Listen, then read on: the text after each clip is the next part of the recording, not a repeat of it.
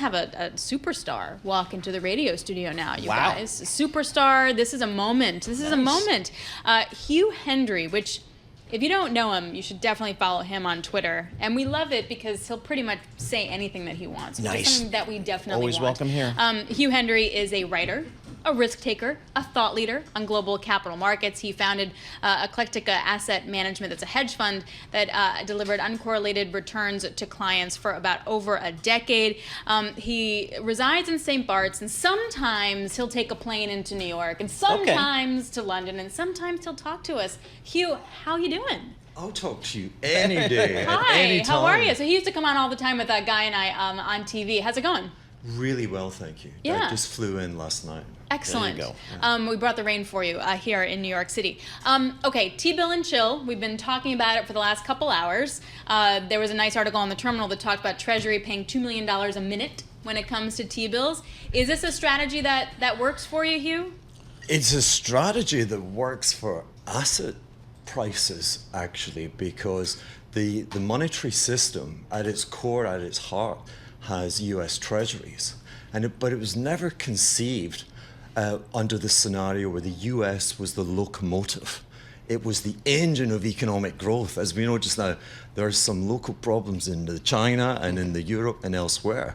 And growth, I know the last few statistics were a little bit kind of funky, but the growth here just now is baked in. We've only spent 50% of the infrastructure, the building, the semiconductors and stuff. So it's bed in for the next 2 years. We ain't going to see inflation at 2 for 2 years. And so the carry, US rates are really, really high, and money from the rest of the world is being drawn here. Yeah, some of it's going into the chill, it's taking the chill pill in the treasuries, but it's baiting asset prices because with reflexivity, the expectation is you're going to make 15 to 20% taking risk. So everything's coming into the US.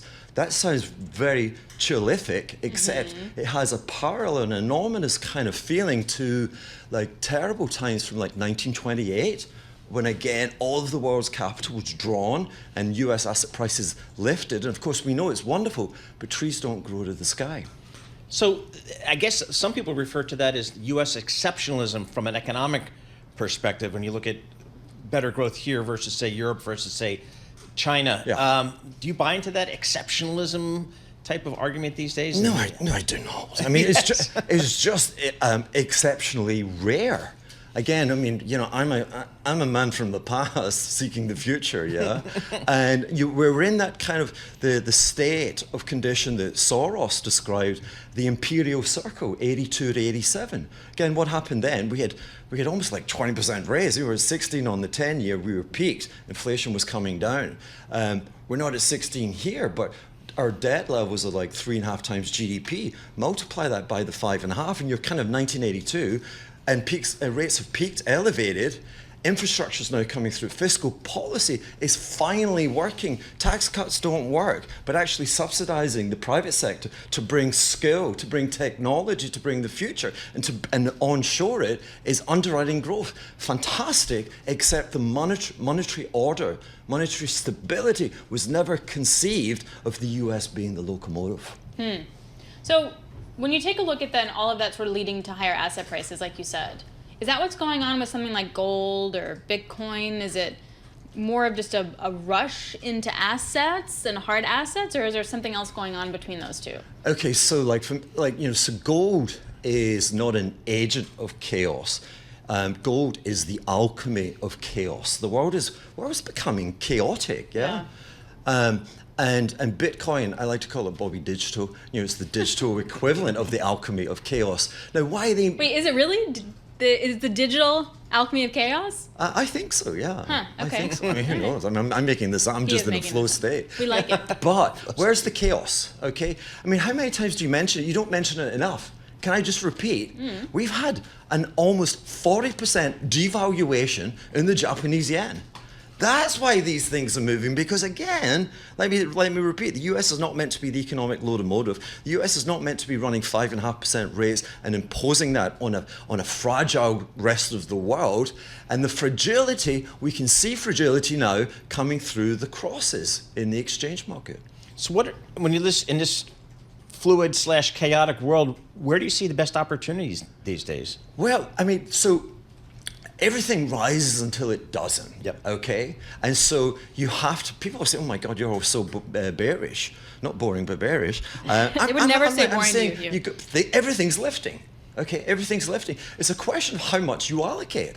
Okay, and I speak to kind of wealthy folk. Okay, and so I always say, well, how much should you have in risk assets? Let's start there, right? So you take your net worth. Typically, it's your house, right? And then you take off your mortgage. That's what you're worth. Okay, allocate 10%, no more than 10% of that sum.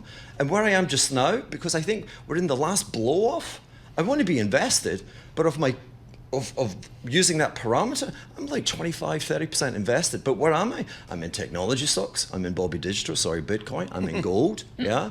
And I'm long the dollar. And then I've always got I can't say a gun in the back of my pocket. I've always got something to protect me, yeah. I'm always like looking like different ways. And I own the leaps on the TLT. Because when the Fed's here, when rates are elevated, you know when the Fed will cut? The Fed won't cut because like they got it right. Okay, that's not what they're not in that business. The Fed will cut because something will break.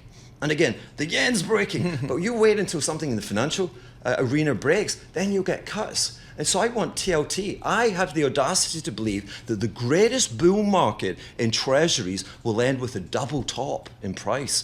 Price is like sitting on its ass just now, and I think it's going to rise like a phoenix. It ain't going to make a new high. But I can only own options on that just now because it is an ugly, ugly chart.